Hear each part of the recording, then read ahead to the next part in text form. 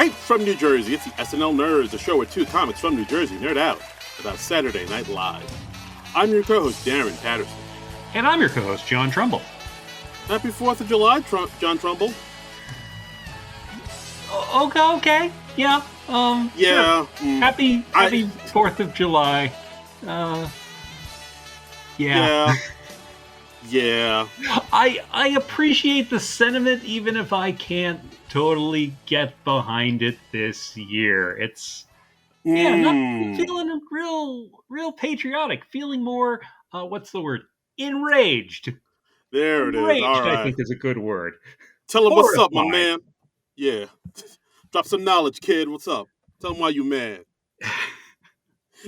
Well, I mean, this is a weird week. I mean, our original plan for a 4th of July movie, I was trying to think of like an SNL, a movie starring an SNL alum that had some sort of 4th of July connection. And what I initially suggested was that Jason Sudeikis movie from a number of years back, We're the Millers, where he's like transporting marijuana across from Mexico, which I'm sure is a thing that happens every day.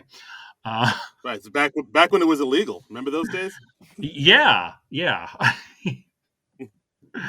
And I'm sure we'll get to that movie at one point. I mean, the connection there was like the climax of that movie. It takes place on the 4th of July, and there are some fireworks at the end. That was literally all I had. And then a couple weeks ago, we had the Supreme Court decision where they overturned Roe v. Wade.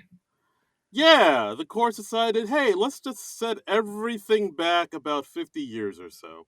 Yeah. Wasn't that a better time back when we were just everything was illegal and people getting killed over bullshit? Let's go back to a simpler time like that.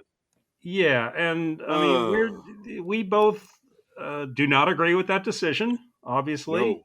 No. And I mean, it's awful. What else can you say? So yeah. And then I was thinking about it a little more. And I was thinking, like, well, is there any movie that has an SNL connection and also hits on this topic that, so we could do something that's a little more topical and talk about this issue that is important to both of us. And I remembered this movie, Obvious Child. I was calling it The Obvious Child before, but it is just Obvious Child. So yes. And that's the movie we're going to talk about. Obvious Child, starring Jenny Slate, who had an interesting time on SNL.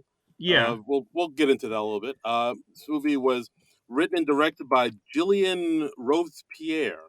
It's quite a name. Who I believe like she's recently done like mostly TV stuff, and she also directed Jenny Slate's her Netflix special not too long ago in 2016. This was her stand-up special?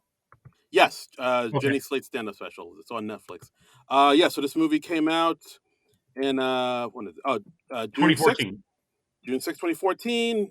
Had a budget of $1 million, box office $3.3 million. Yeah, this movie is like super low budget, super duper indie. It's like it's almost mumblecore.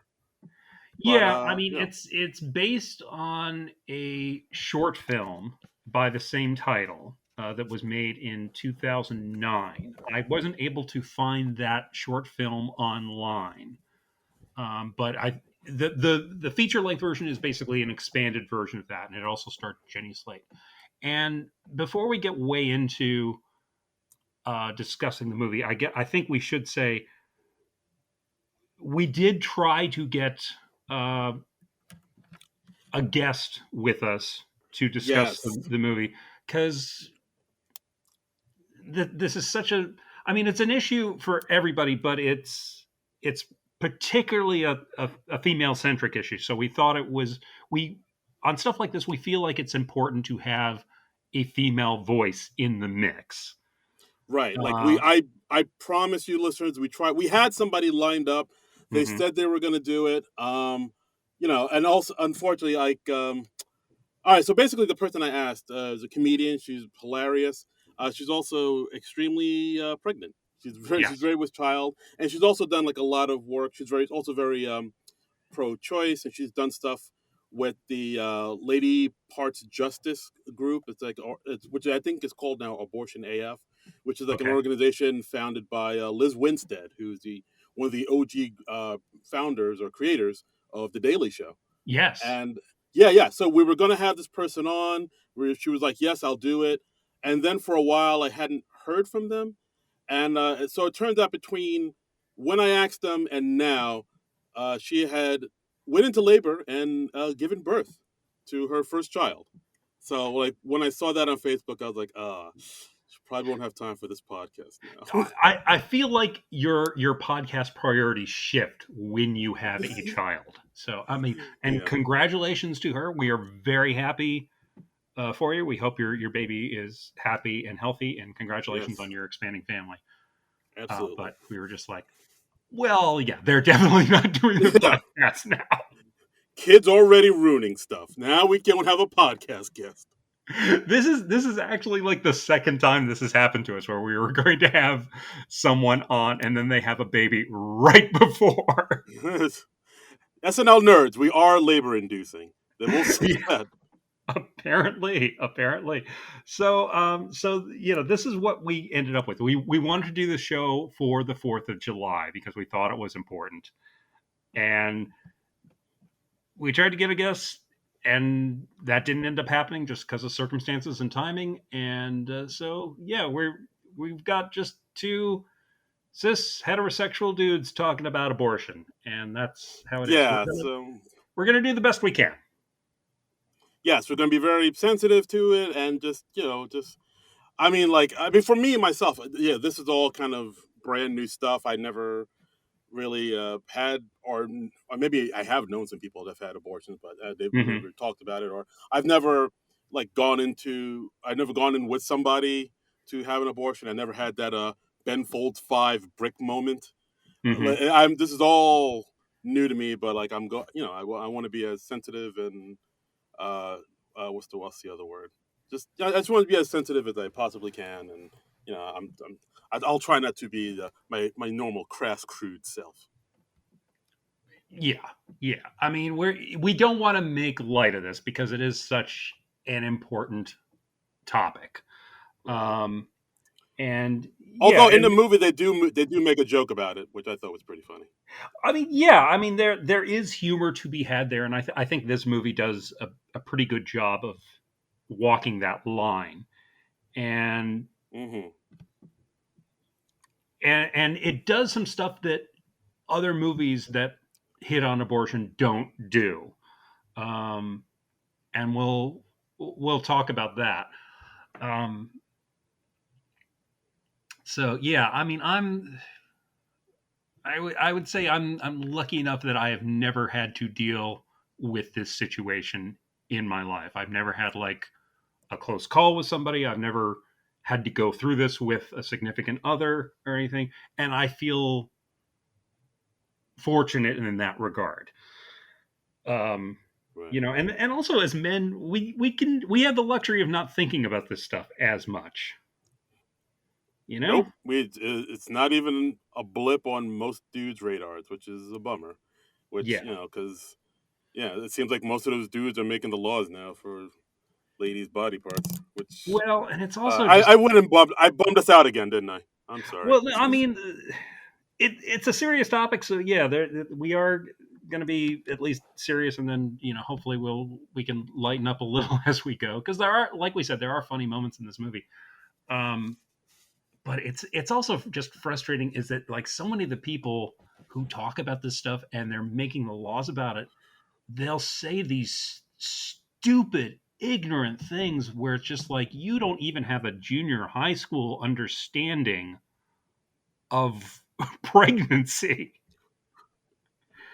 Yeah, it's You know, ugh. like somebody's like, oh well, you I know, mean, if it's a legitimate rape, the body has a way of shutting that all down. I forget who said that, but it's like, no, what you think that the female body just like hits a switch that says like rape, not rape, or something, and then yeah, yeah, do.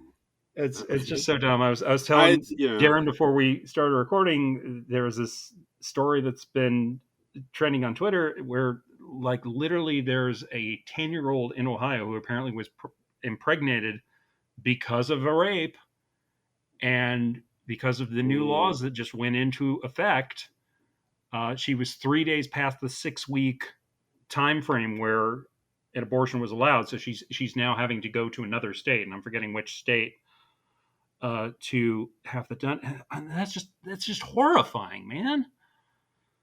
yeah, it's terrifying times. It's I Yeah, oh god, yeah. Just hearing that makes me just bum me out. yeah. I mean, you just cringe at it. And if you have any sort of empathy, I think you're just like, oh my god, how can we let this happen? Um, and yeah, earlier this week there was somebody on Facebook who was like, well, abortion hasn't actually been outlawed in any states. I mean, it's just they've just repealed that. And I was just like, and she was saying, oh, and I know some people who use abortion as birth control. And I'm like, no, you don't. You think you do. Like, no one enters into this decision lightly because,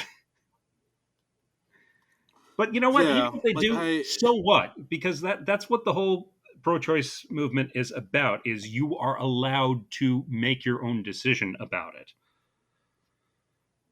yeah, it's like it's not my body. Why do I care what you? I mean, as long as it's something that's not, as long as you're not harming others, like Hmm. living people around. Like, it's why do I care? It's your body. You do. If there's anything in this world that you own outright, it's the meat on your bones. I think, like I remember, like Doug Stanhope saying that. Like, it's Hmm. your Hmm. body. You do with it what you want. Yeah, you don't, you dress it how you want, you tattoo it or pierce it if you want, you shave it if you want. Like, it's your body. Like, exactly, what the fuck? exactly. And apparently this decision is even screwing up other people's medical stuff, because like there are some medicines that people take that can also be abortion medicines, and like they can't get access to it anymore, even though the reason they're taking these meds have nothing to do with abortions. And it's just ugh. And this is just in like Yeah, the couple weeks since Roe v. Wade has been repealed, and it's just scary stuff, yeah. man. This is just, it's terrifying times, my friend. It's like the worst. Guys. Wow, we're really starting on a serious note today. But yeah, like, Yeah. guys, I think, I speak for John when I say, yeah, if you're out there, just, donate to Planned Parenthood, donate to any Hmm. independent clinics. I know actually Vanessa Bayer put up a post on our Instagram about things you can do, like donate to an abortion fund at abortionfunds.org. Support your local Planned Parenthood. If you go to keepourclinics.org, it's like a link to other independent clinics you can help out. Um, yeah, just all hands on deck. Do whatever you can, because Yeah. it Yeah. is gonna get way worse before it gets better. Unfortunately so, because I mean progress is not always a straight line. So Nope. all right, well, Ready for some let's comedy? are you ready to laugh? um, so so I mean, this movie Obvious Child, it has some some very interesting backstory. It was marketed in a lot of places as an abortion comedy, which is just really interesting. And the director and the writer and director, Gillian Robespierre. I'm probably mangling her name, and apologies to her. Robespierre. And apparently, this movie, or the original short, was partially inspired by movies like Juno and Knocked Up and Waitress. Mm, And all of those movies, they involve unwanted pregnancies. But in each of those films, the woman in question has a change of heart, and then they end up giving birth. And this right. movie is different from those in that the woman in this movie, Jenny Slate's character Donna, she decides I'm going to get an abortion, and she never changes her mind. She never wavers on that. She never. There's not a lot of questioning about whether or not it's the right decision for her. She knows that it's the right decision. And Right. I I really really realize can't think you of don't see that story in movies very much. You don't see someone say, "I'm going to get an yeah. abortion," and then I go through with it. But it's much more common for them for a woman to say, "Oh, I'm going to get an abortion," and then she has a last minute change of heart. Yeah. I mean, maybe wasn't there an abortion like Dirty Dancing? Like that's the only There thing. That's is. the only one I can think of. Truly. Yeah, and that's the whole reason that Jennifer Grey's character Baby becomes Patrick Swayze's dance partner is because his original partner has an unwanted pregnancy, and they take her to get. I guess it's like a back alley abortion because it's like 1963, and what else is there? Oh gosh. And Oh yeah, boy. Yeah. yeah. So, and that movie was made in Egads. 1987, and so yeah. So this and in those other movies, I don't think they're going for like a message of, oh, it's best to have your baby. I think it's just usually having a baby has more storytelling possibilities than not having a baby. Yeah. So I think that's probably Yeah. why. Exactly. One.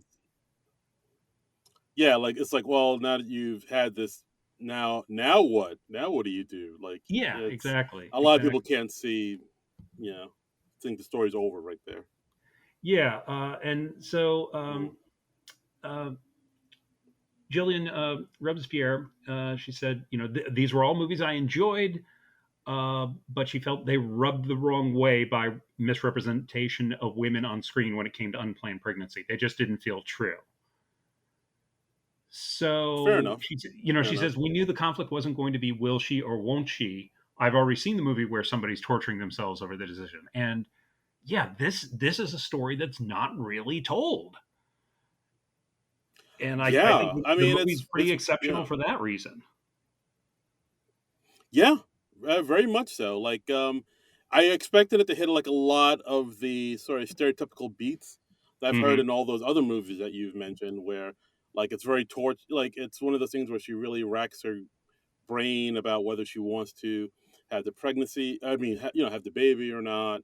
Like I mean, she I expect at one point like a lot of people in her life, like her mother or her father, to give her pushback about it or to like Hmm. be vehemently against having an abortion. Like, oh no, you need to have this. Like, I expect this like a big climactic scene like that. But in this movie, everybody seems to be very understanding about it and okay with it. Like the guy who impregnated her, Max, in this film seemed like.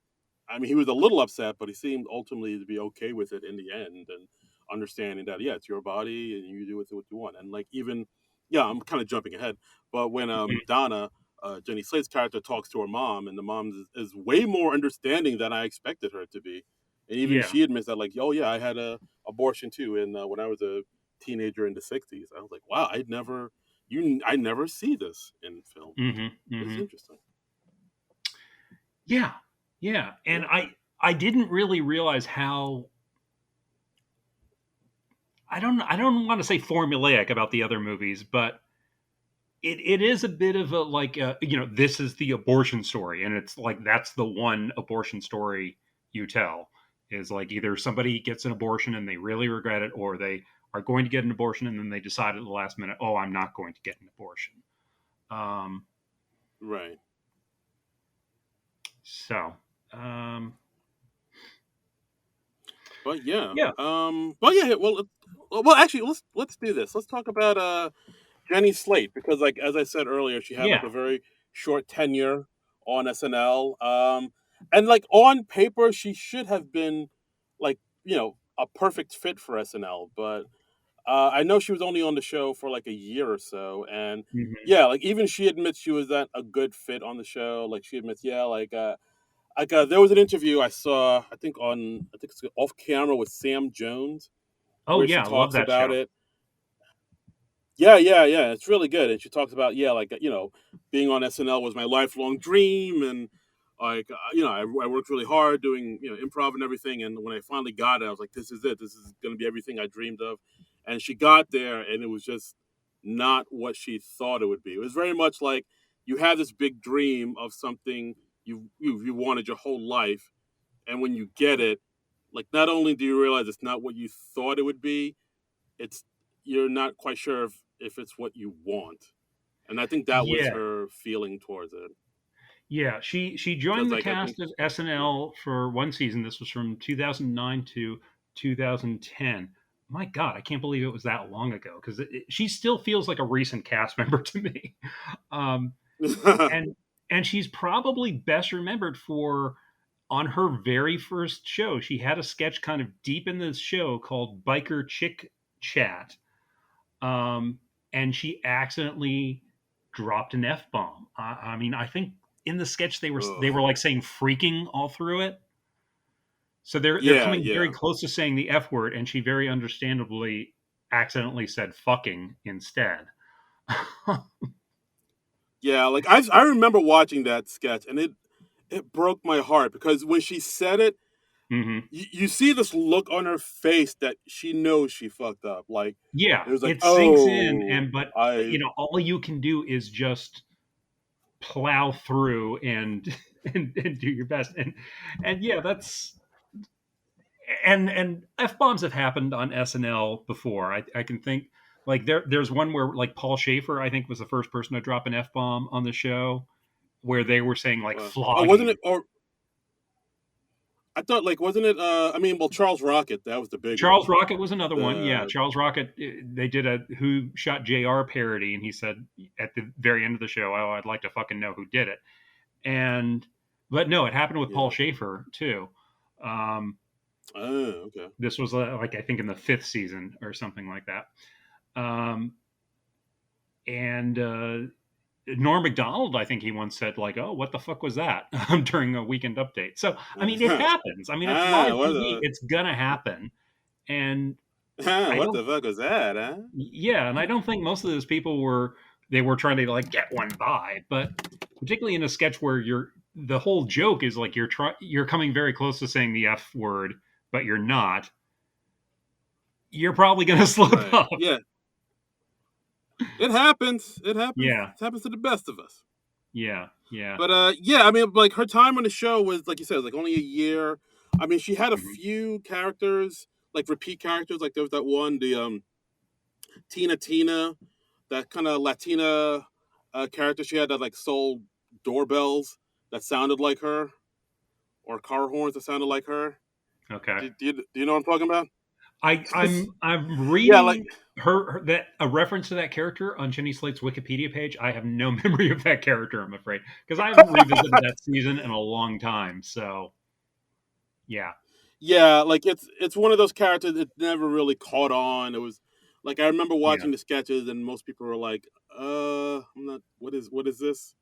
hmm And yeah, it was just. Even she says in the Sam Jones interview, yeah, I like when I got there, I didn't realize how much of a straight up machine it was, and it wasn't like she's sort of more loosey goosey, free form with her comedy, and hmm like with SNL, it's a lot more strict and regimented, and it's more like, no, you're doing this, then this, then this, and like, like towards the end of her tenure, she realized, oh, what the way I do comedy is not conducive to the way they're doing comedy, and Yeah. it was rough for her. I think even said she had about a stage fright like a few years after she did the show, and like it really Mm. kind of messed with her mind for a while. But I mean, It was rough. she has bounced back, and she's had a good comedy career since. She had a recurring part on Parks and Recreation as Mona Lisa Saperstein, who is the sister of Jean Ralphio, Ben Schwartz's character. Hmm. She's been on Drunk History. She had a recurring part on the FX show Married, which I was a fan of. Um, Oh, yeah, and I mean she's done other stuff. She's in Zootopia. She just recently yeah. had um, she's done a lot of voiceover parts. What was the movie she just recently had with the guy from It's Always Sunny? Oh, I want you back, Yeah, I I Want You believe. Back. That's what I was thinking of. Yeah, actually, I saw that. It was actually good. hmm I sound surprised, but I shouldn't be. But no, it's actually a solid film. It's with her and Charlie Day from It's Always Sunny. Charlie hmm Day's always dope. And but yeah, it's on Amazon. called "I Want You Back." It's a solid film. Like it kind of plays on some of the rom com tropes, but it's like its own thing, and it's genuinely pretty, a solid, funny movie. Yeah. So, I mean, her character in this movie is a stand-up by the name of Donna. I understand that Jenny Slate used some of her own stand-up material in this. Like the movie starts out with her doing a routine at her local club, or a bar, really, like back room of a bar, which is very common in New Right. York City.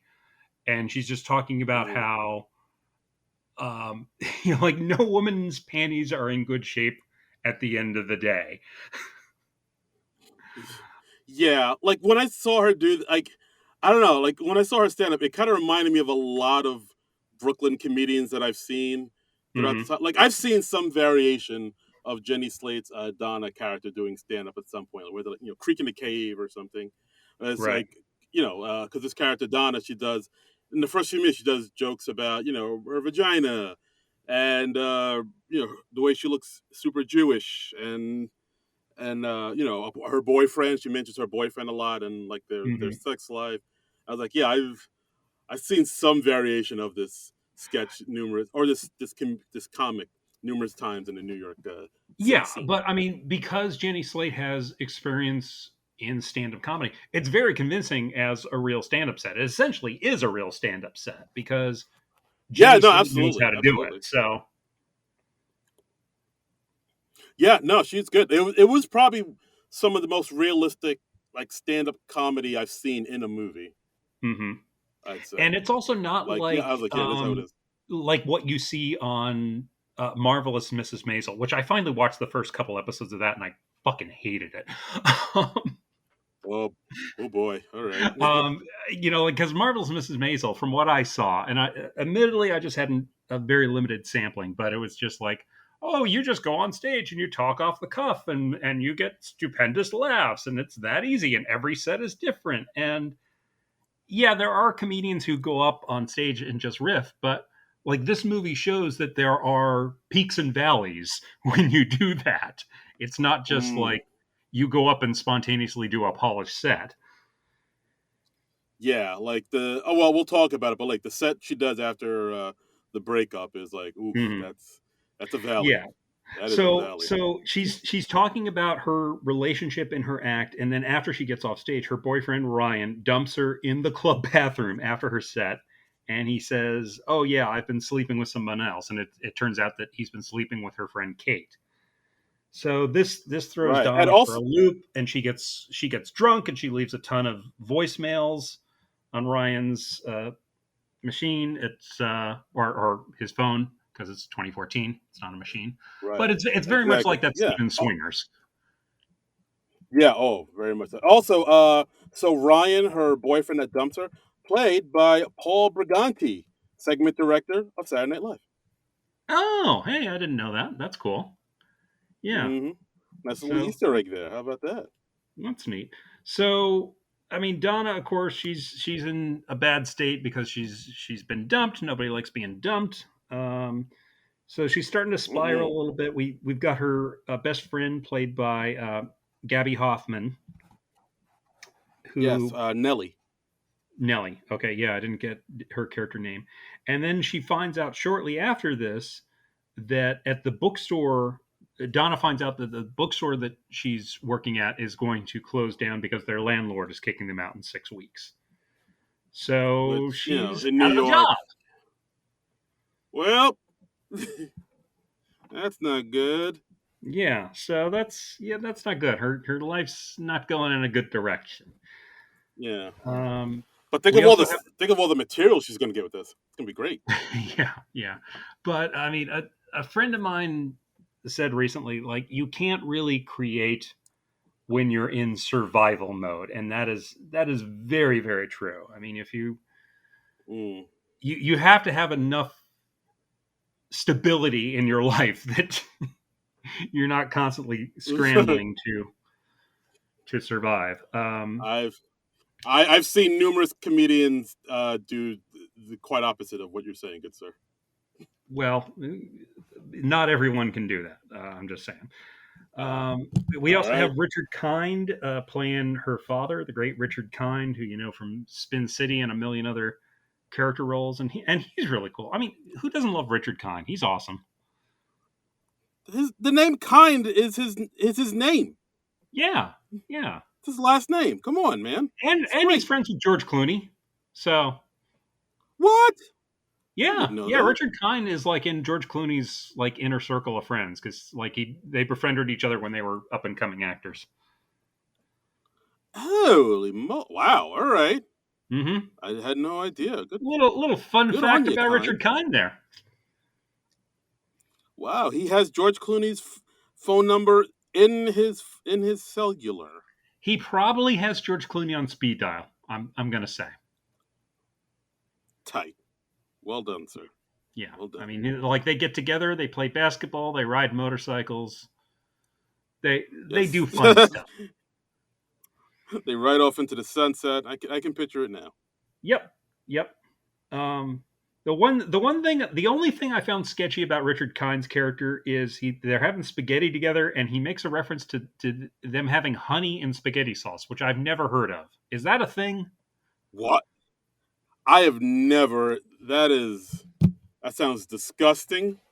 And like, if I got that in a restaurant, I would send it back. I've never heard honey and spaghetti. Oh God. It sounds weird, right? I mean, I feel like that is the thing Yeah. that should be outlawed by the Supreme Court. I mean, I don't want to knock it because I've never Yeah. tried it, but it sounds sketchy to me.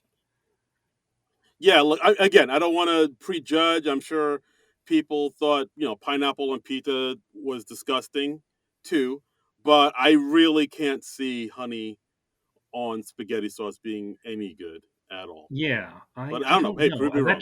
That just sounds really strange to me. And hey, I'm not going to get militant about the pineapple on pizza thing. You know, the pineapple with a little ham, the Hawaiian style pizza.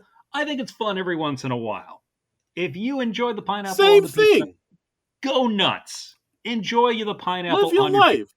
That's what I'm saying. It is all about choice. We are pro-choice here. Go on. Yes. Go on. Live your life. Do what you got to do. Go on, live your life. Right. Yeah, like there Um, are people who get bananas angry if you mention that you like pineapple on pizza. They're like, "Get out of my house! You disgrace my mom!" And then it's just like kick you out of their lives and in their home and everything. It's like, dude, yeah, it's just it's pineapple weird. on pizza. Let's just take Yeah, pizza. and it's, Come on, again, man. it's like, is anyone forcing you to put pineapple on your pizza? No, probably not. Right? No one's So, doing that gunpoint. Going out yeah, loud. exactly, exactly. But yeah, the honey and spaghetti sauce that just jumped out to me when I was like, what, what? Okay, no. So Yeah, that if that's a I thing, feel cool. please let us know. Tweet at us at SNL Nerds Show and let us know. Is that an Yeah, enjoyable thing? Are we missing out? Should we try that? I don't know. yeah. Let's just educate us. Educate us. Educate us. Educate us. Let's see. The next note I have. This was in one of her post breakup stand up routines, where Jenny Slate talks about how she looks like Anne Frank, and she said that, and I was like, "Oh, holy crap! She kind of does." A little bit. Yeah. Like I thought that deserved more. To be Yeah. honest. No, that's a Uh good observation. I like when a comic has a good offbeat. Hey, I know what I look like, and then they have a thing like that. That can be really hack, but if you can do it in a clever way, it's really funny. Yeah, absolutely. So yeah, so at this point, Jenny Slate gets super plastered, bombed out, drunk, still upset Hmm. about the breakup, and of course she gets up on stage and talks about it. Which, as you say, John Trumbull, you shouldn't maybe do that. You should maybe wait until you're okay with it. You shouldn't go up and just vomit out all your angry feelings in front of an audience. Even on a free show in Brooklyn. Well, I mean, here's But the yeah, thing. Okay, I mean, one, you shouldn't go on stage drunk. I I mean, well. I always try to wait and have a drink after the set. I mean, you want to have your wits about you. I think that's generally a good idea. Maybe if you can handle like a one drink before you go on stage, but don't go up there sloppy. That doesn't do anybody any good. Agreed. And Agreed. also, yeah, there's a difference between just whining about your life and writing jokes that are about how your life is going off the rails. And Donna doesn't quite do that Yeah. because she's in a state. I think at one I think at one point she says like I feel like when someone does something bad they should die, but instead we die. Uh Yeah, not met with laughter, that line. yeah, And I yeah. all the whole time I was So like somebody should be giving her the light, right? Should somebody be like giving her the light at this point or yeah, oh boy, you don't see it's getting anybody uncomfortable. give her the light. It's yeah. Usually, when we say getting the light, that's somebody turns on a light, and like some clubs, they have like a light on the ceiling that lets you know, hey, your time is almost up. In most small bar shows or things like that, they'll hold up their cell phone in the back so you can see it from the stage, and you're just like, oh, right, I should wrap it up in a minute or two. So Right. Sorry yeah, guys, yeah, that was that industry jargon. It's yeah, yeah, exactly. just But her friend hosts the show, so maybe she has extra leeway there or something. So right. Her so friend after this Joey, played disaster, by Gabe Liebman. what was that? Say that again. Her friend Joey, played by Gabe Liebman, uh, the Okay. comedian.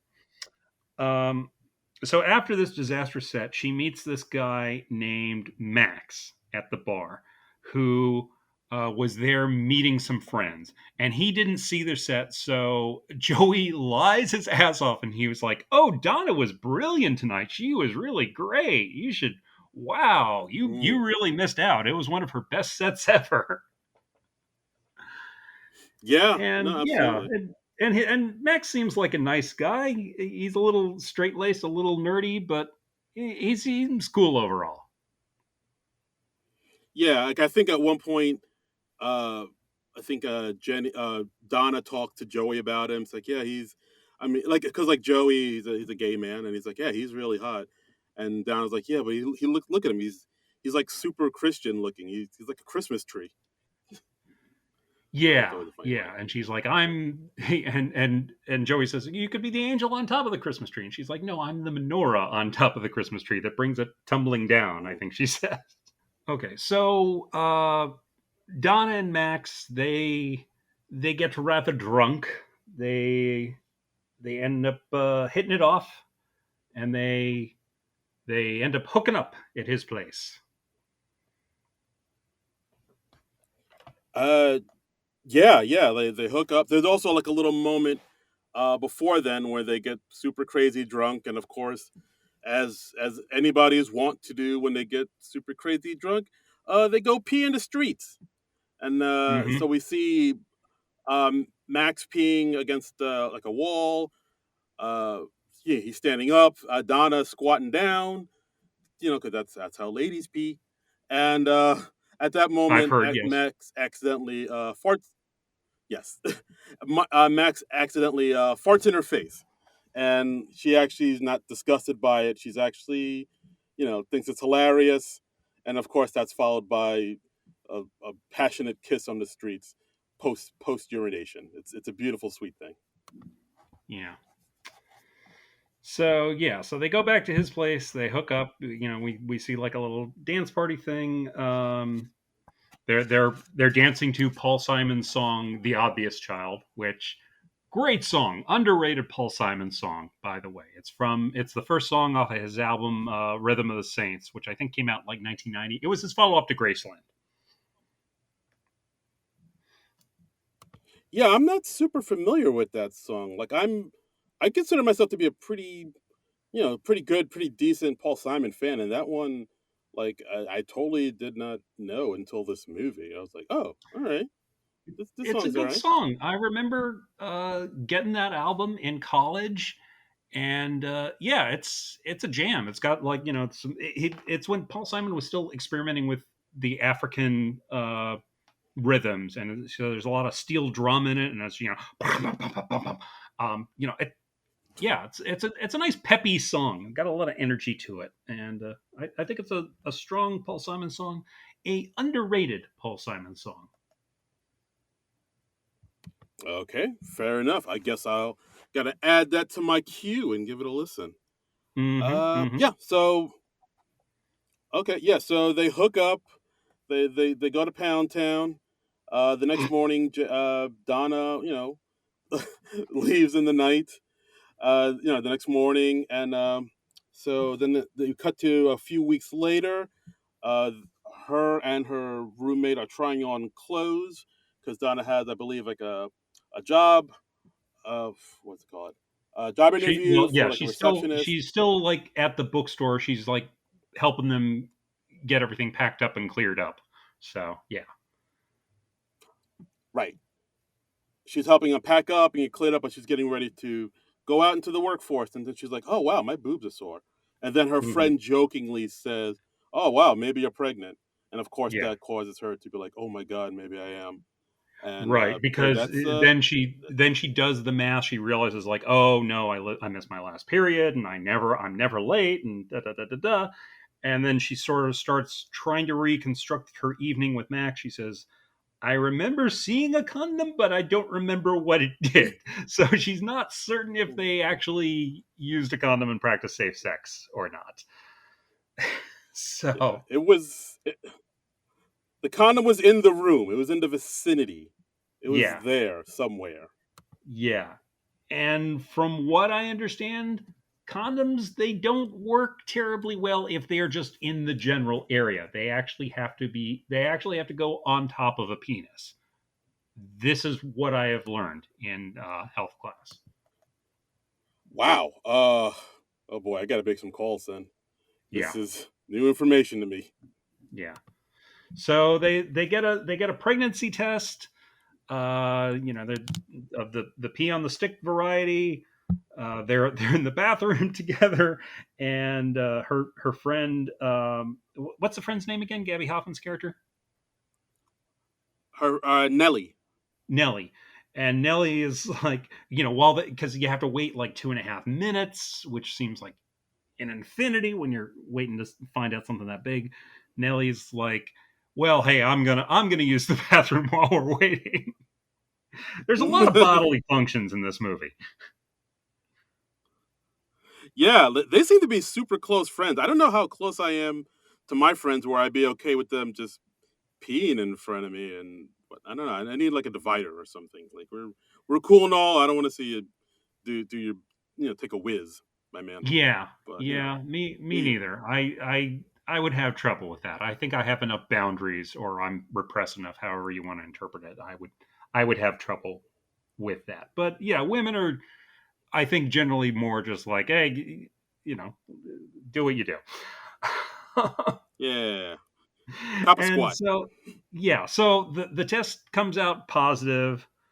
Um, then she goes to see a doctor to confirm, of course, and the doctor does confirm that Donna's pregnant.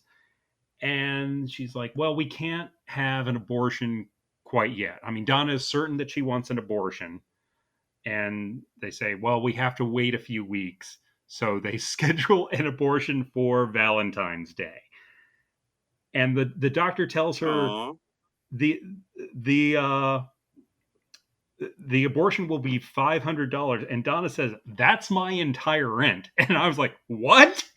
Your entire rent in New York City in 19 in 2014 is just $500? I mean, even if you're splitting a rent, that seems like a great deal, man. Yeah, that threw me for a loop because even I was like, okay, 2014 wasn't that long ago, and in especially in Brooklyn, rents back then were Yeah, crazy. Now they're astronomical, but yeah. 500, that's I don't know. Part of me is like, all right, who's helping you out here? That That can't be right. seems low. I haven't gone to like the inflation adjuster to find out what that is in 2022 dollars, but that jumped out to me. I was like, "You're paying 500 in rent? How? How are you getting that Yeah, deal? And can I time travel back to 2014 to get that deal?" we have to go back, Marty. Gotta We get that do. Brooklyn apartment. And so yeah, so then the rest of the movie is kind of covering the time between her scheduling the abortion and waiting to get it done. And during this time, she finds out that Max actually turns out to be one of her mother's students. Her mother is Professor Stern at some school or college. I don't know if they ever said where she teaches, but yeah, Max comes by her mother's apartment to return a book that he borrowed, and they run into each other and they have kind of a meet cute. Like they don't know each other too well still, but there is some chemistry there.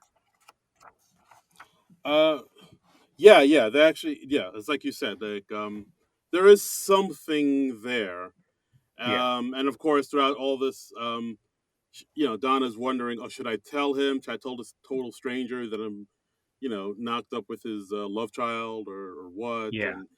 And should I tell anybody? The only person she tells, or she's comfortable talking with, is her friend Nellie, and like they also have a heart to heart about Nellie's abortion, about how she went through it and how she felt about it.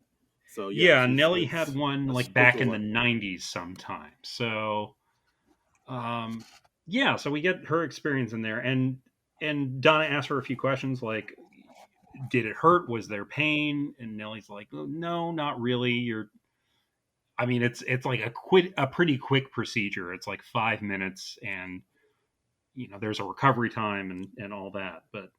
But she also says, I don't really regret doing it because it wasn't the right time for me. Yeah, no, absolutely. It's like again, it's this is one of those scenes where I was like, yeah, I don't really see scenes like this in movies that often, and I No, feel like it happens a lot more often than we're seeing in movies. well, I mean, I forget what the exact statistic is, but I mean, it's so common. I think it's like at least 1 in 5, or maybe even 1 in 4 women have had an abortion at some point in their lives for a variety of reasons. So yeah, it's like you should see this type of thing in movies and in TV shows way more often because it is such a common life experience. Yeah, but I think it's one of those things where it's such a touchy subject, and Hmm. so many people have such strong feelings about it. I'm sure, like a lot of studios are like, "Yeah, we're not going to talk about that. Let's sidestep that Yeah, I at all get it. I costs." get it because it's yeah. I mean, I think a lot of places they don't want to touch that with a 10-foot pole, and I get that. I get that. It can be a tough thing to talk about. It can be a tough thing to tell the story in a respectful way. Um, and then yeah, there's this weird sort of middle section of the movie. We have a bit where David Cross comes in the movie as another comic, and I don't know if they ever referred to David Cross's character by name. Because so for part of this, I was like, is David Cross playing himself? Because he's playing a very David Cross esque Mm. character in this. Yeah, I mean, according to Wikipedia, he plays Sam, a Right. comedian and a friend of Donna's. Yeah. And yeah, it is. He does kind of come out of nowhere. Hmm. It's very odd. Like, so basically, he's another comedian. Donna knows him pretty well, and he talks about he just got back from LA and how much he hates LA, but it looks like he's going to be moving out to LA Right. because he sold a pilot, so he'll be Yes. moving out there for a pilot season. Yeah. Yeah. So, and yeah, he has a very David Cross kind of energy in which he seems kind of nice. He also seems like he's kind of a dick sometimes. And and that was my experience when I met David Cross once. So Sounds like there's a story there. there's like okay, in the early 2000s, I was going into the city on like a near weekly basis to go to a comedy show called Invite Them Up that was co-hosted by uh, Eugene Merman and Bobby Tisdale, and they ran this room in a club bar called Rafifi in the city in the East Village. And one night I was there with my buddy Frankie and I think a couple other people, and David Cross was hanging on around outside after the show. He didn't perform that night. It wasn't unusual for somebody like David Cross to perform at Invite Them Up, but he didn't happen to perform that night. He was just there hanging out. And I saw him, and this was like shortly after the first season of Arrested Development, and it had finally been renewed for a second season by like the skin of its teeth. And I went over and decided to just say, like, hey, I was really glad to hear that Arrested Development's coming back, because I was a comedy hipster, and he was just kind of like, he just kind of like looked at me and didn't say anything. So yeah, he was kind of a dick. Wow. And David yeah, I Cross was just rude to me kind of once at a Lakers game. exactly. It was very much that energy. um, and I don't really take it personally, because he was just there to hang out with his friends. So I get it, but yeah, he could have just said, "Hey, thanks, man," and I would have been fine with that. I wasn't looking to have a big uh, conversation with him. I was just looking to have a momentary connection with him, and David Cross that night could not even manage that. So yeah, maybe I caught uh, him on an off night, but yeah, he can be a dick at times. I have heard. I mean, I don't think he's at the level of Chevy Chase or nothing, but like I have Right. heard, and even by his own accord, that yeah, he could be a bit of a prickly pear. We'll say. Yes. I mean, Google David Cross and Charlene Yee sometime, and learn that backstory. That's an interesting story. Oh no! Oh no! Oh no! Oh Anyway, boy! so yeah, so David Cross, yeah, he's kind of bonding and vibing a bit with Donna, and and she's like preparing to go to another location with I'm just going to call him David Cross, because he's essentially David Cross. And then Max That's comes fair. by. He comes by. He's missed the set, but he wants to hang out with Donna, because he likes her, and there's some chemistry there. And she basically ditches Max to go hang out with David Cross.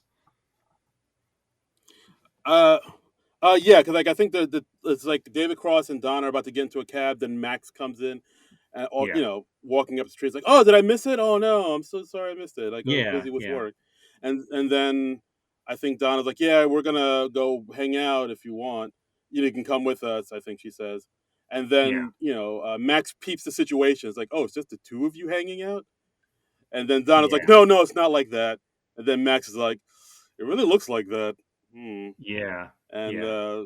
yeah, and then cut to a next scene where it's just David Cross and Donna hanging, the two of them hanging out in a alone in an apartment with dim lighting. Mhm. I was like, yeah, And his Cross trying it's to. yeah, David Cross's Mm, character. He's house sitting for a well-to-do friend of his, and yeah, they're hanging out, and David Cross tries to make something happen. Um, and it's yeah, it's a very awkward scene.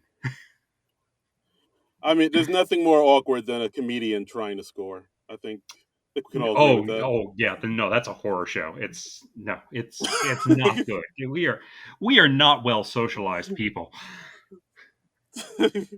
Yeah, it's just me trying to turn Marvel quotes into come on lines. Yep. Did that in a private message today, my friend. Oh shit! Did you? I just. Oh, all right. Wow. Okay. There was some discussion with about Marvel movies with a girl I was PMing with. I will not say anymore. But yeah, Dude, I had no idea. not a I just pretty pulled that scene. out of my ass. I literally had no idea that. Oh boy, this is awkward. No, it's fine. It's fine. Oh boy. But yeah, so I mean, Donna quickly realizes, like, oh yeah, David Cross guy wants to get something started, and I'm just not having it. And then so she gets out of there, and she calls Max, and she's like, oh hey, I'm so sorry I ditched you. That was horrible of me, and I should have hung out with you instead, because you seem like a good person, and he was not. Right. and He and that's was the David last we Cross. see of David Cross in the movie, which is kind of weird. It's kind of meandering in this middle section. Yeah, a little bit. I guess they feel like they needed some type of I don't know, some type of what's the word I'm looking for? Like a third Some act type of conflict. friction. Yeah, Yes, like some type of conflict or friction in order to like propel the final act. But I was like, yeah, it felt like it was just kind of wet forced in and a little meandering. It was, I mean, it was fun enough, but I was like, yeah, yeah, this didn't really need to happen. yeah, yeah. Um, so then we skip ahead in time a little bit more. We it's now February 13th, so the day before Donna's abortion is scheduled. And it's also kind of funny is because February 13th is my comedy anniversary. That's the anniversary of the day I first got up on stage at Tierney's and started to do stand-up comedy seriously. I'd been up on stage once before that, but I don't really count that because that was like a one-time thing, and then I didn't go up again for at least a year. But yeah, February 13th, 2011, I think it was my first time I Oh wow, seriously got up on stage. So I didn't know that, man. Mazel tov. Mazel tov. And hey, I don't know how to count it now because, like, COVID, and I was getting up on stage very infrequently before that. So I don't know if it really adds up to 11 years. I feel like it doesn't. Oh, oh, fair enough, fair enough. I feel like But I should yeah, have a yeah. couple years deducted from my total, is what I'm saying. You're trying to think, oh yeah, like it was 11 years generally, but more like 9. Yeah, yeah. It's probably realistically something like that. But yeah, for simplicity's sake, we'll say 11 years. What the hell? All right, fair enough. Yeah, yeah. So at this point, it's the 13th. Donna's gonna go on stage at her local haunt. She even says, "Yeah, this is Yeah. like pretty much the only place I do stand up. This one bar in Williamsburg." And she called I can relate Max. to that so hard. Oh boy, oh boy. Yeah, this like I'll give this to this movie. It gives like a very realistic depiction of stand up comedy in New York, which I've said before. It's like, yeah, Yeah, yeah. this is it. Yep. And Yep. yeah, so yep, she's left messages to Max to come out, and she goes on stage and you know she makes this whole bit about her being pregnant and her Hmm. getting ready to have an abortion, and she sees that Max is actually in the audience. Max came in Hmm. just before she was about to do this, but she goes ahead and tells it anyway, which is Yeah. And super so ballsy. Max literally finds out that Donna is pregnant from watching her act in the club. Very awkward, extremely awkward moment. But and she forges ahead and she says, like, yes, I've decided I'm going to have an abortion. I'm going to have an abortion tomorrow. You're all going to come with me because we bonded now. And it's actually like, it's very awkward at first, but she gains momentum and she does find the funny stuff in it, and it is a good set. It's a strong set. I liked what she Yeah, said. It's not going to be the worst Valentine's I've ever had, which that's a good line. It's a good line, man.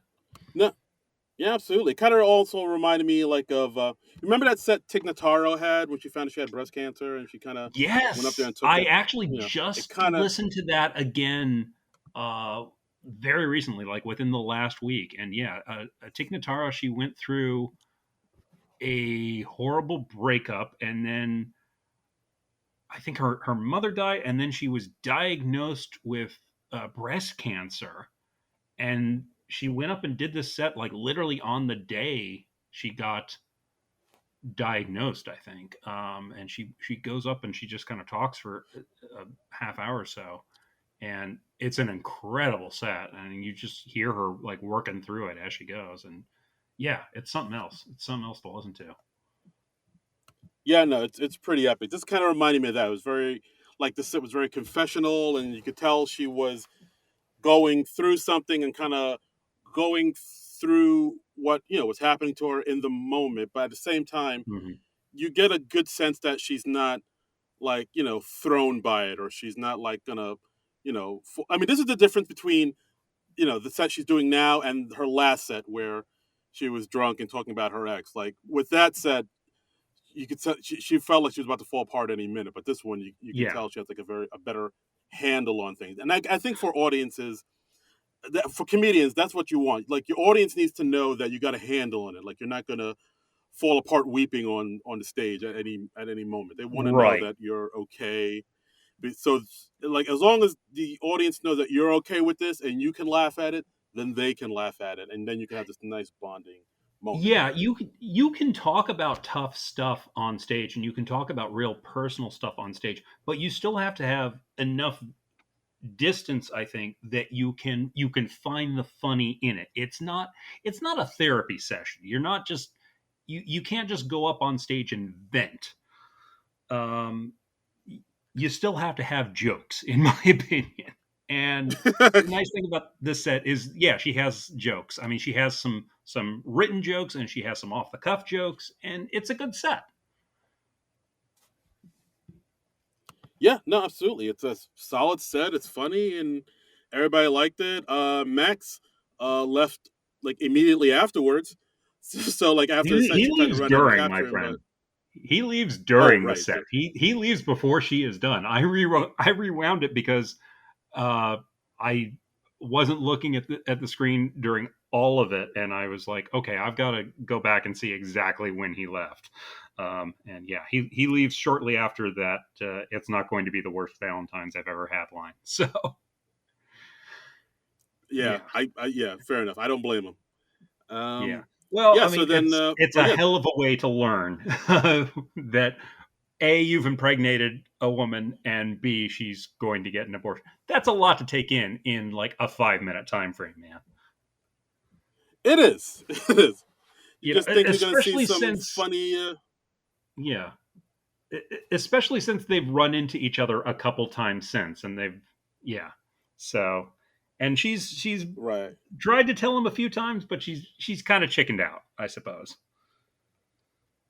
Yeah, like we kind of hopped over, but there was like a scene where they actually go out to dinner and Hmm. like they sit down and order, and there's of course there's butter and bread on the table, and he warms up her butter for her, and she's like, "Oh, dude, that's so sweet of you." He's In like, his "I didn't. hand, I mean, I guess, yeah, which I I guess, think they play it hmm. as kind of sweet. I think that's just kind of weird. I don't think I want butter that's been warmed in somebody's hand on my bread.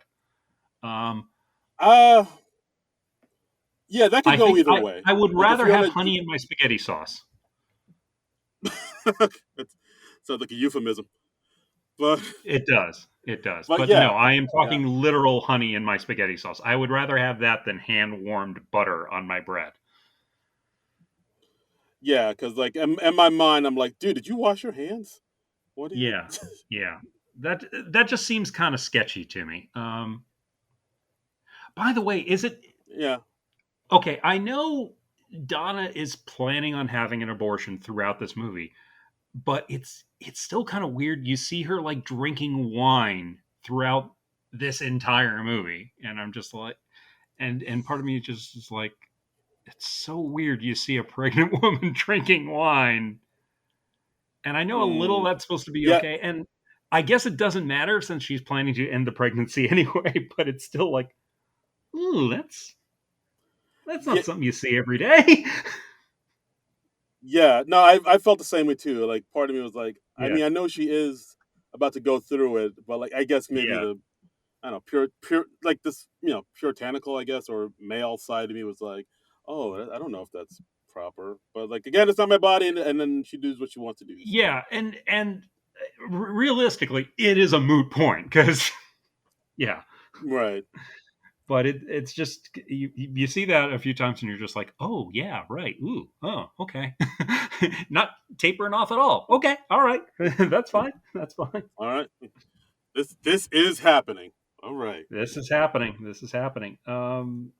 So yeah, so the next day we've got Donna and Nellie. They're getting ready to go out to the clinic together, and apparently they actually shot at a real Planned Parenthood office for this. Oh They wow. they consulted with Planned Parenthood, and they got permission to shoot in a facility that they had in New Rochelle, New York. Um, Oh, okay. So yeah, so we're seeing a real Planned Parenthood clinic there. Oh, wow. I did not know that. Wow, Yeah, interesting. Okay. So yeah, and so as while Nellie and Donna are waiting for the cab, I think at one point Donna says, "Oh, let's just take the train," and then Nellie says, "No, we're waiting. We're taking a cab. We're aborting in style." So while yes, they wait yeah, for the cab, so while they wait for the cab, we see Max come up with a bouquet of flowers and offers to go to the clinic with her, which is very yeah, sweet. yeah. So he's kind of come to terms with it in the 12 hours or whatever it's been since he saw that set, which is that's pretty good. You know, he stands up and comes out to support Donna, which is nice to see because Yeah. could have been very easy for him to just dash or just like wash his hands of it altogether. But yeah, so Yeah. he doesn't. I- There's never a scene where he like tries to talk her out of it or anything like that. He just shows up and supports, which is nice to see. yeah, yeah, I thought that was like the way his character's written. He's like almost like unbelievably nice in a way, I Hmm. guess, where he's just like, "Yeah, I understand what you're going through. That's totally fine. It's your body." And yeah, it's like there's no pushback. There's no like, "That's my kid too," or anything like that. It's very nurturing, understanding. Let me go with you. Let me support you. And while they're Yeah, at the clinic, they kind of talk it out, and they both apologize for their behavior, and they like are on a good footing or a good level, like yeah, yeah, before she gets the procedure done. yeah, yeah. Because I mean, really, they've just gotten together for one night, and then suddenly them having a baby together. That's a lot. That's a lot to put on any couple or potential couple. And so, yeah,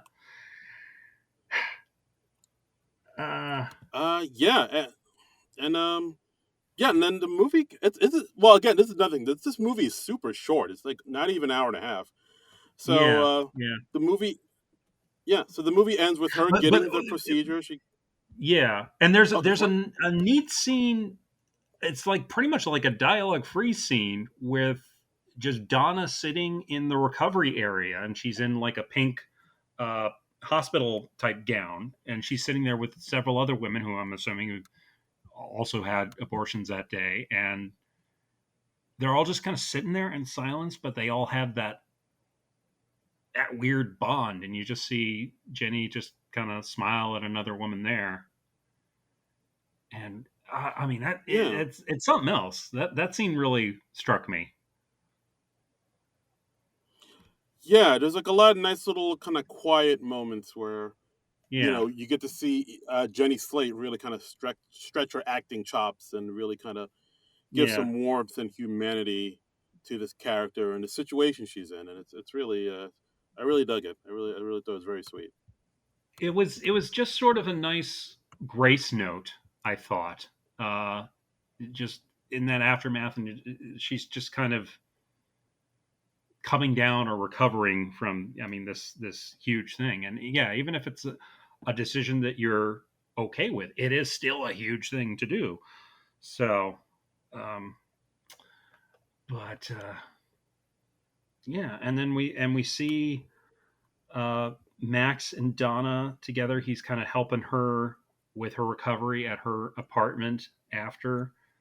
They're just on the couch together, and he's like, "Hey, do you want to watch a movie?" And they start watching Gone with the Wind together. Neither one of them has ever seen it before,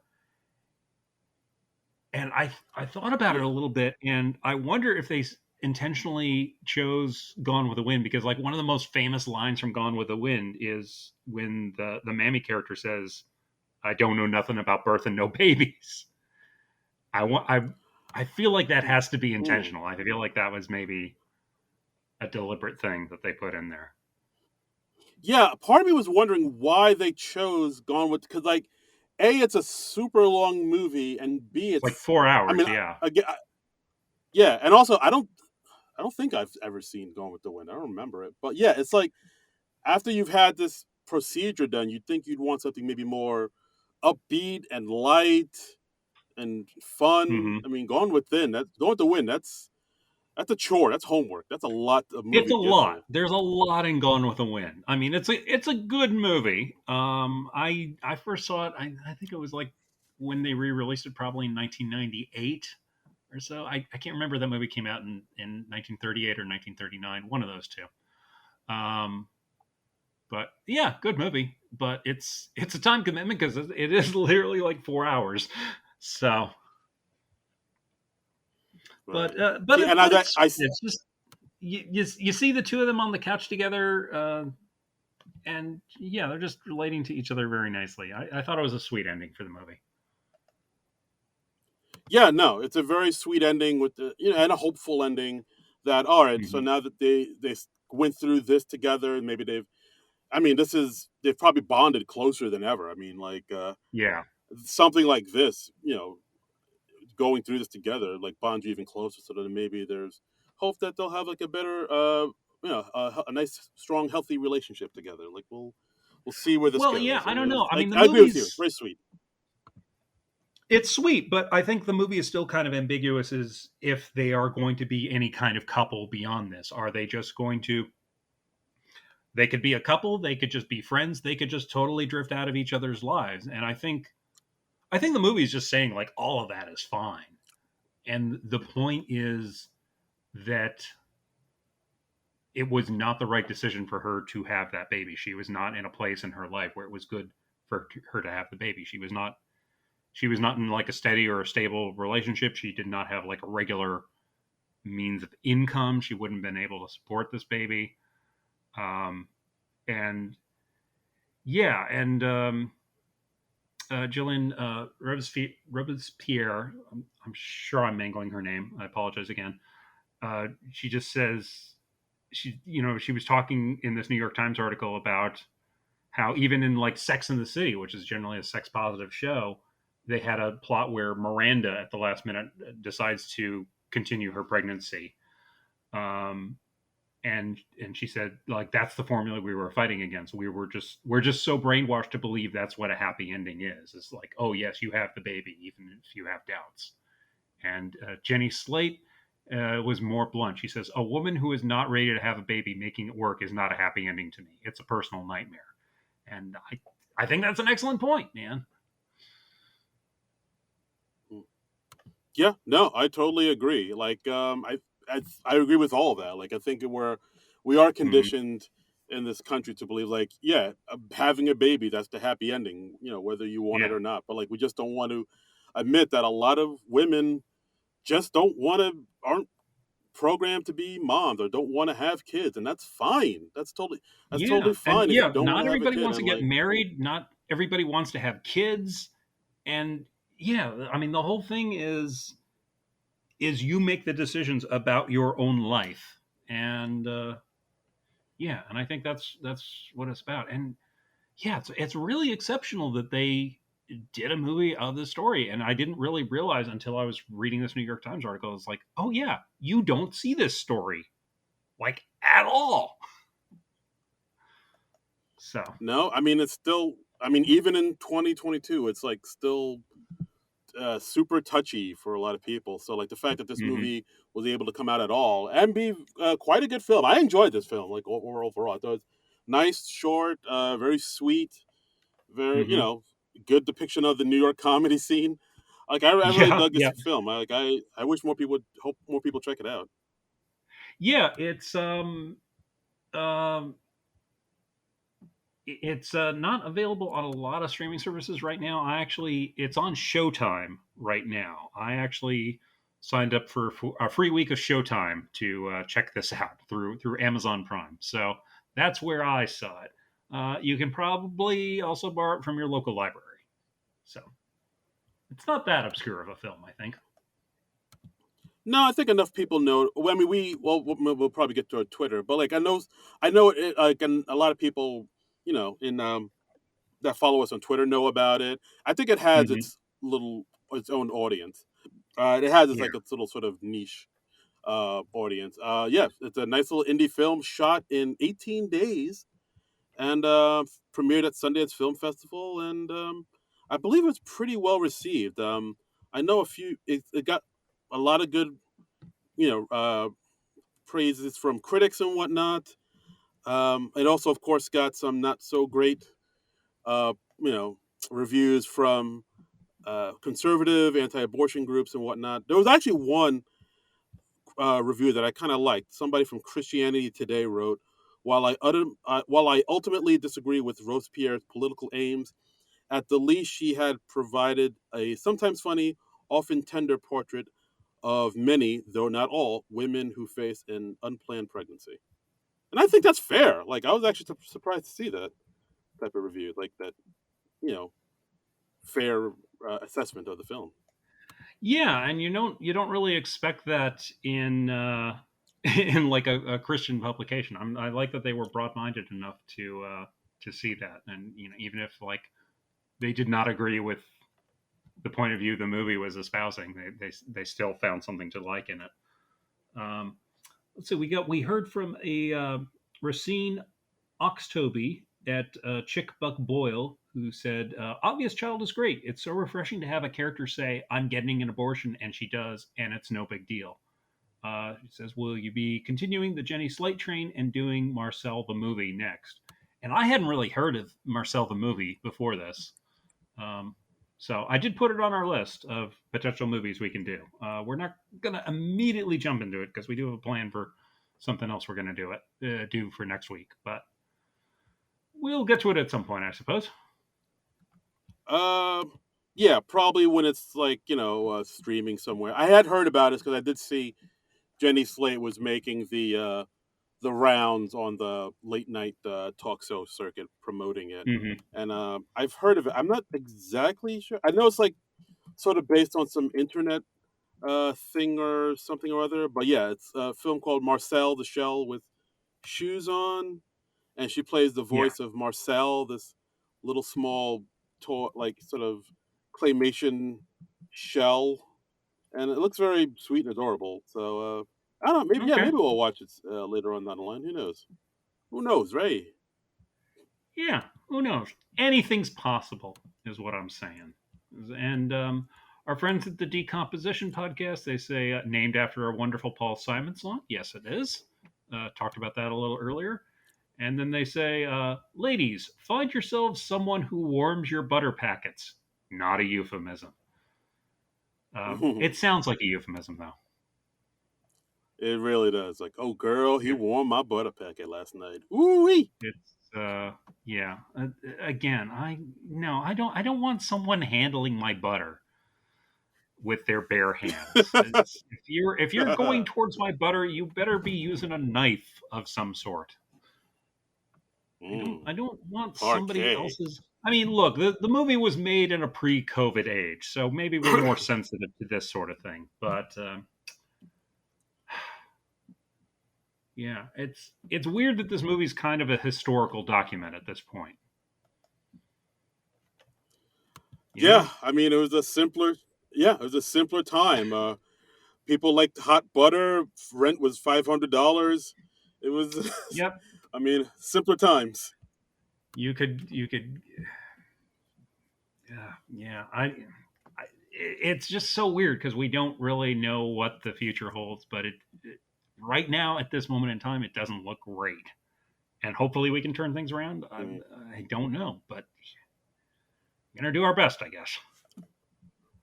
yes, we're gonna do our best. Keep fighting. Stay strong. And of course, we're always here at the SNL Nerds to offer our listeners a nice comedic respite from the dumpster hellfire that is the world we live in. Like, come listen to Yeah, us and laugh a bit before you go out go outside in the real world where shit should be crazy, as the kids say. yeah, yeah, um, yeah. I also had a funky day. I had a tweet that went semi-viral today, so that's Oh, kind of cool. do tell, Yeah. do Well, tell. Mark Hamill. Okay, well, like with some of the uh, are these the abortion protests or the celebrations for the repealing of Roe v. Wade? There were some pictures that went viral of this rich white couple, and they're like holding up signs saying, "We will adopt your baby." So it's like, yeah, carry your unwanted child to term so that we can adopt it because we're such wonderful people. And it's like, no, no, if you were that great, you would be going after kids that are already in the system. um, and so like a thing that's become sort of a meme over the last week or two was the, we will adopt your baby, and you show these hideously inappropriate couples. And Mark Hamill, who is the voice of the Joker in Batman the Animated Series, he tweeted a picture of the Joker and Harley Quinn with the caption, "We will adopt your baby." And I retweeted that. And let's see here. Right now, it's gotten over 2,000 likes and close to 300 retweets, which is a lot for me. So that's more followers than I have on Twitter. So yeah, and Mark Hamill's liked it, and that's pretty cool. Yeah, not bad, my friend. Well done. Well done. Yeah.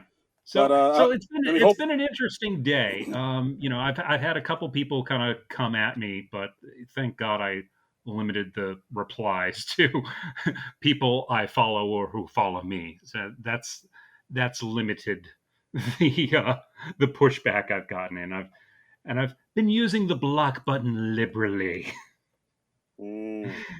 because my Twitter feed, my choice. Nice. Yeah, the block button is your friend, my friends. It really is. You are the arbiter of your own Twitter experience, and don't let anyone guilt trip you about muting or blocking somebody who's giving you a hard time, because F those people. Here.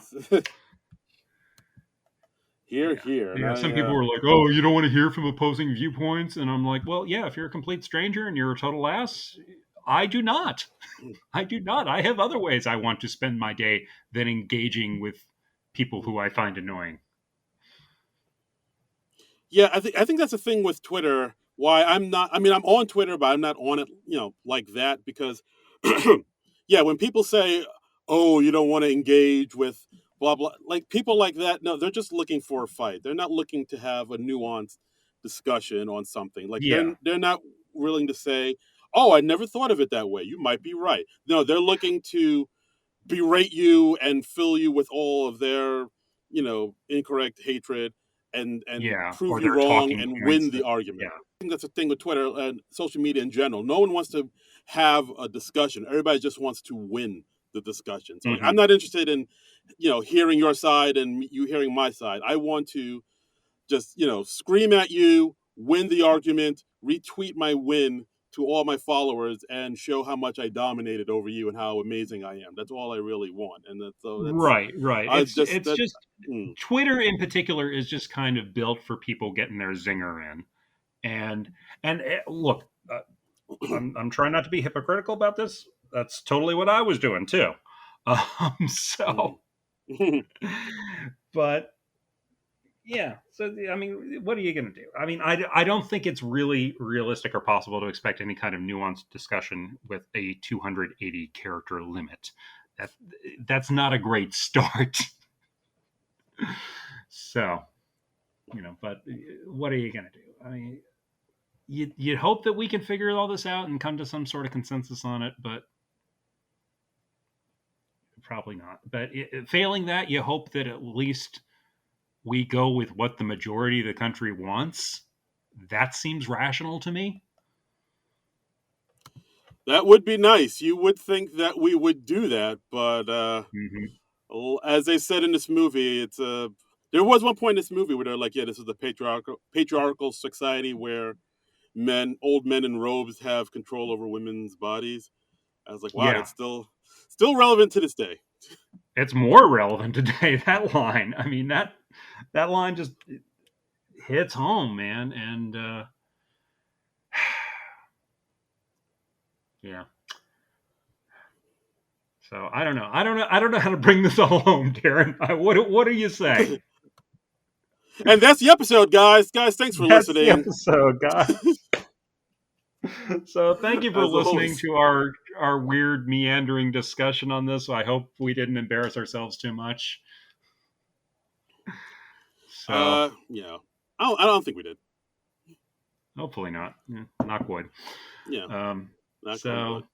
next week we're gonna do something a little lighter, something that still hits on sexism because it's a movie where it also got a lot of grief when it came out.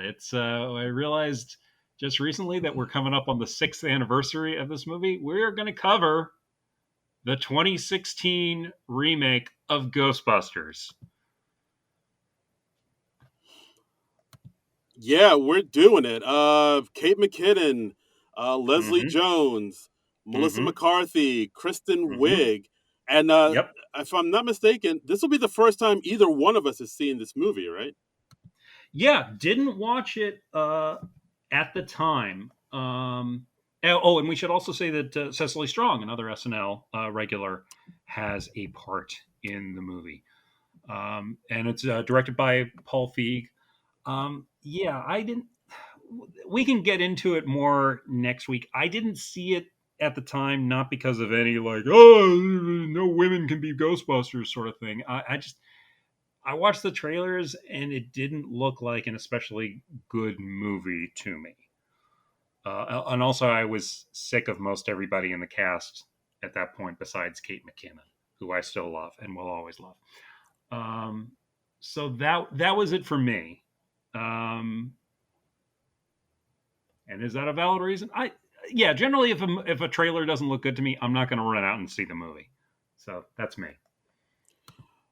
Yeah, I'm the same way. Like I love Ghostbusters. I love all these actresses that were in it. But yeah, I'm with you. Like I looked at the trailers and I was like, oh, this doesn't look very funny, and it kind of looks like they're Mm. trying to like. It reminded me a lot of like how sometimes when a cartoon will put out a female version of that cartoon and like kind of market it towards girls more, like when they had the Chipettes after the Chipmunks, or they had Miss Pac-Man after Mm-hmm. Pac-Man came out. This movie felt like Miss Pac-Man, where it's like, oh, it looks close enough to the original, like the Ecto-1 car kind of looks like the original one, and the uniforms kind of look like the original ones, but it's just a little off. And it just looked like they were maybe kind of, I don't want to say pandering, but it just looks like somebody was like, hey, here's the girl version of it. Go out and support this. Women, you got your own lady version of this now. All right, girl power. It felt maybe a little pandering to me, and yeah, the trailer Yeah, just didn't look good. my main memory of it is it didn't look like there was much that was especially different uh, from the original outside of the genders of the main characters. And yeah, if you're doing a remake, you want to see like some sort of new spin or new twist on it. And also, I was just like, I'd rather see this cast just do an original movie of their own about something that arises out of what they did. Because I know Ghostbusters, I mean, that came out of Dan Aykroyd's interest in the supernatural. But look, hey, I want to keep an open mind about this, and I hope I end up loving the movie, and I hope I watch it next week, and I'm like, that was wonderful. I was an idiot for not seeing this 6 years ago in 2016. So that is my hope. I'm fingers crossed. If I'm going to feel that way, I don't know, but I'll watch it and I'll be as honest as I can about it. I'm the same way. I'm hoping that I'm wrong. Because like it has happened Mm-hmm. before, where you watch a trailer or a commercial for a movie, then you actually watch the movie, and you're like, oh, this movie is way better than the commercial, than the trailer made it look. I'm Yeah, hoping that's what's happened here. I'm gonna go in with a super open mind, and if I yeah, don't like it for whatever reason, I'm gonna come in with very detailed, very well thought out, very very reasoned reasons why this movie didn't work for me. But I'm going in right. with an open mind and an open heart, John, hoping that Yeah, this movie will and just and we're gonna knock it we're out gonna the try park for not me. to make this be a whole like, oh, this sucks because women thing. Yeah, we don't want to be that. We don't want to be that. So I think we are likely going to have a guest with us next week to help us out with this and let us know what she thinks. So come back and see what we think, and tell us what you think. Tell us what you think of the Lady Ghostbusters. Yeah. And which yeah, they and did that's not our call them. episode. They're just Ghostbusters. Right, exactly. Yeah, but I mean, Exactly. they got so much grief for this movie. This movie became such a thing, and it just yeah. I mean, hopefully all that fuss has died down enough that we can actually just look at it as just a movie. That would be nice. Yeah, it was we'll get into it, guys. We'll get all up into it, and that's our episode, guys. Thanks so much for listening. As always, you can follow us on Twitter at SNL Nerds Show. You can follow me on Twitter at Darren Credible. That's DARI Incredible. Instagram too. Follow me. And you can follow me on Twitter at Trumbull Comic. That's TRUMBULL and the word comic. Yeah, and you can follow us at Non-Productive.com or on Twitter at Non-Pro. And check out the other shows on the Non-Productive Network, because we got some cool stuff. Sure do. So, next week, 2016 Ghostbusters. That's what we're doing. And thanks for listening for this week. So, until next week, Nerds out! This has been a non-productive media presentation. Executive producer Frank Hablawi. This program and many others like it on the Non-Productive Network is distributed under a Creative Commons Attribution Non-Commercial No Derivatives license. Please share it, but ask before trying to change it or sell it. For more information, visit non-productive.com.